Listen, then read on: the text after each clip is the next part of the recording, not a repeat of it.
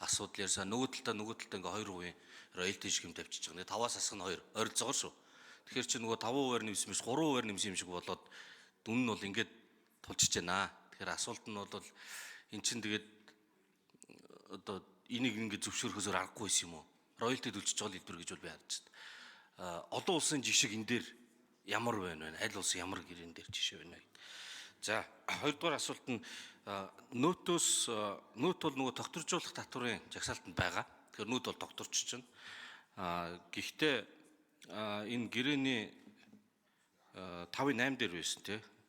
Одоо нөгөө засгийн газрын нөтөөс чөлөөлөх жагсаалтан дотор одоо жагсаалтыг мөрднө гэд Учрын сайдын хэд хоногийн өмнө ярьсан хариултан дээр тэр жагсаалтан дээр бид нар шар нундгийг эцсийн бүтээгдэхүүн гэж үзэхгүй.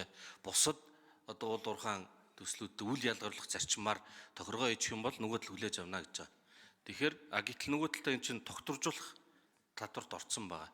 Тэгэхээр гэрээ байгуулахаас өмнө одоо энэ өөрчлөлтийг хийн гэсэн ийм хүлээлт байна уу гэсэн асуулт байна.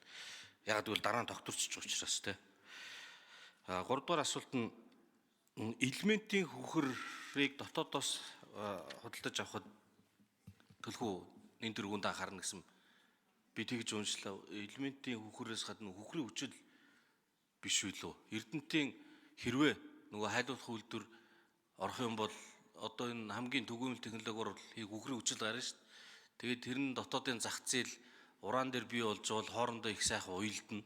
Манайд ч хэрэгтэй. Хөхрийн хүчил хаях боломжгүй учраас элементийн хөхөр гарах чи яах вэ гэдэг айгүй хүнд даалгавартай төслөх юм бол ажиллаад байгаа. Тэгэхээр энэ элементийн хөхөр юм уу? Элемент хөхрийн хүчил юм уу?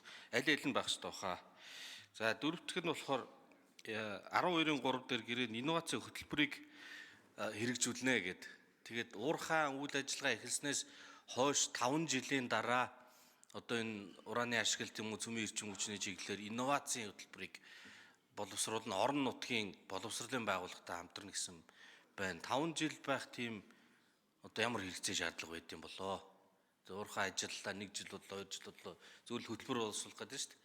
Тэгээд орон нутаг гэдэг нь орчуулгын алдаа байна уу? Эсвэл энэ одоо аймгийн боловсролын байгууллагатай хамтарч цөмийн энерги уран инновац хийхгүй л үү дээ. Гэдгийг тодруулжсоо. За баярлалаа. За засгийн газрын хэрэглэх газрын дарга Масрын учрал хариулт өгье.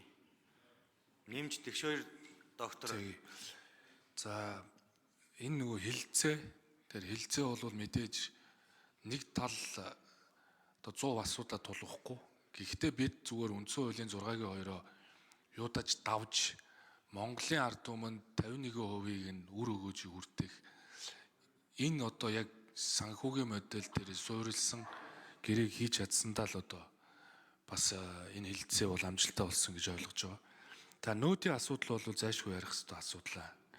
Нэмэгдсэн үрдгийн албан татврын тухай хуулийн 12-1-7 заасан бараа ажил үйлчилгээний борлуулалтын үнэлгээний тэг хувийн нүүдийг ногдуулах бөгөөд энэ нь нэмэгдсэн үрдгийн албан татврын тухай хуулийн 12-5 дахь хэсгийг үл үндэнд буюу засгийн газрын эцсийн бүтээгдэхүүнийг шийдэх бүрэн эрхийг тогтворжуулахгүйгээр бид хадгалж үлдсэн.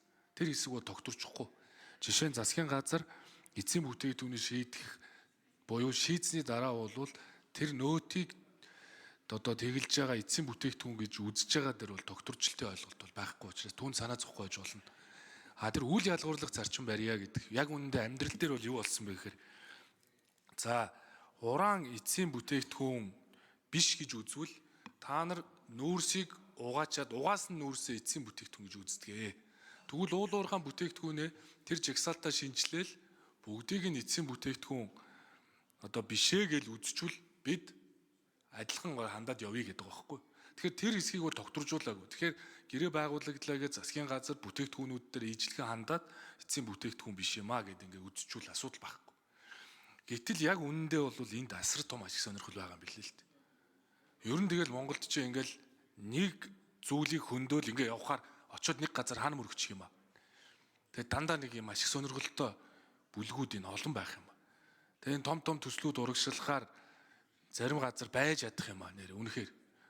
Тэгээ мань мэд шиг ингээд нэг юм уул уурхаа байтугай одоо нүүрс тээвэр юунд ч ашиг сонирхолгүй хүмүүс чинь болохоор тэр нөхдүүдтэй тэгж найрын дундаа орж хил хамаа олцохгүй л дээ. Тийм учраас тулгаад байгаа байхгүй.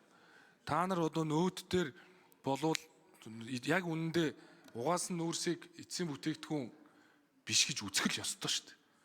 Тэгээ энийг ингээд хийхээр улс төрчид за тэгээ хэсэг бүлэг нөхдүүд дэмжих үү? Одоо намайг ингэж хэллээ гэж уржигдар би нэг ингэж хэлсэн тэгэл намайг бас барьж итгэж ийлээ л дээ. Тэгнэ л дээ. Тэр чинь аж сонирхлын өндөгдөд юмч.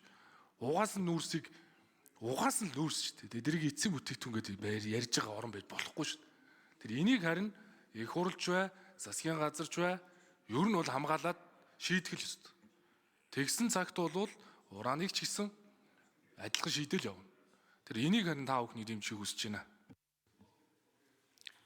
Тийм тэгээ гэрэн дээр яг энэ асуудлаараа маш тодорхой протоколоо их сайн хөтөлж тодорхой тохиролцоонд хүрэх хэрэгтэй.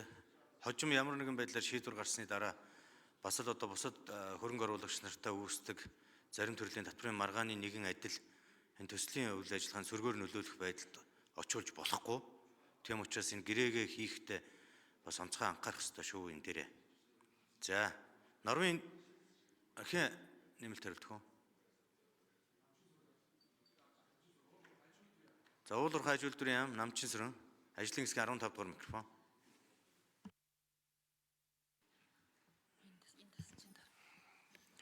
За, цолж жаргалах шинэ асуултанд хариулъя. Аж үйлдвэр эрдэсвэлгийн яам Намчинсран. Таны ойлгож байгаа зөв үндсэндээ төсөл хэрэгжүүлэгч компани маань өөрөө элементийн хөхрээс хөхрийн хүчил үйлдвэрлэх үйлдвэрийг барина гэх техник эдийн засгийн үндэслэл дээр тусаа ороод ирсэн ба.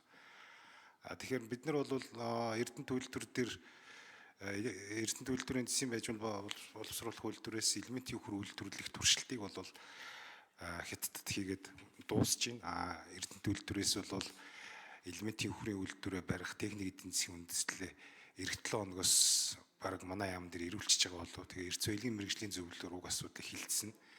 Тэгээ энэ Эрдэнэт үйлдвэр бол нэг жилдээ нэг 182 мянган тонн хавцаа элементийн хөхөр үйлдвэрлэхээр бол төлөвлөж байгаа. Энэ төсөл дээр бол нийтдээ бол жилдээ нэг 208 мянган тонн элементийн хөхөр.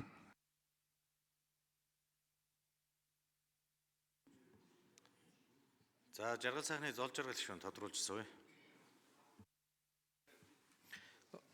Нөөтийн тал дээр их тодорхой бичихгүй бол энэ айгүй ойлгомжгүй буцаад бас эргэж утсан нэг тийм нэх хил амтай болчихгүй гэд энэ дээр анхаараасаа гэж хүсэж байна. Хоёрдугаарт нь элементийн хөхөр үйлдвэрлэхэд нөгөө Эрдэнэтийн төсөл чинь илүү их зардалтай төвөгтэй болно шүү дээ. Тэгээд нэгэнт хоёр төсөл ингээд зэрэг явхаар тодорхой болцсон бол заавал ингэж элементийн хөхөр гэж хаалгүйгээр хөхрийн хүчлийг нь Монголын үйлдвэрээс зардал багтаагаар гараад очихоор нь нөгөөх нь бэлэн эмийг нь аваад ашигладаг ийм л юм баймир байх юм. Энэ дээр анхаараасаа гэж хүсэж байна. За баярлалаа. За, санал хэллээ. Мегмар сүрэнгийн Бадам сүрэн гишүүн алга байна.